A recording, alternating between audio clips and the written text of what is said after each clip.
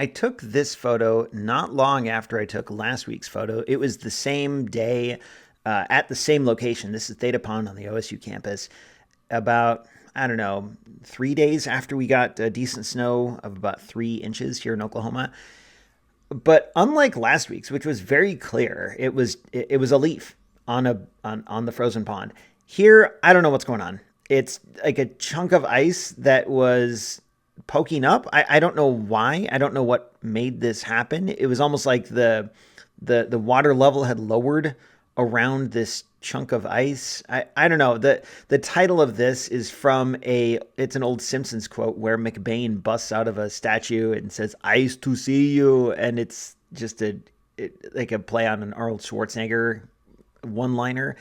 I don't really know what's happening here. I don't know why this little chunk of ice is poking up. It looks like I believe it's called a diagona from Star Wars, or a diagona, or Dianaga, something like that. I think it's Dianaga, the one that little monster that attacks Luke and Han and Leia in the trash compactor, and Chewie too.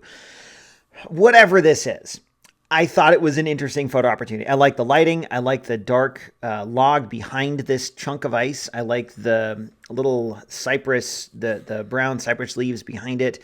I even like the reflection. The surface of the pond was still frozen over, and in most places, but in some places it wasn't.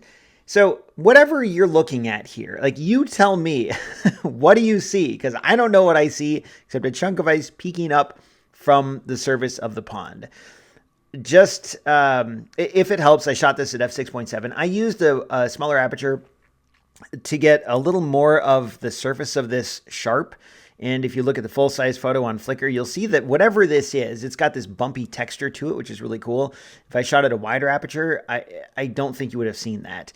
I didn't really play around much with the aperture on this. I knew that a smaller one would be better, so I just used a smaller one. I held my camera really close to the surface of the pond, not on the surface, but maybe like a ½ inch or an inch above the surface. And whatever this is, I think it's pretty cool looking. I don't know what it is, but I like it, and I hope you do too.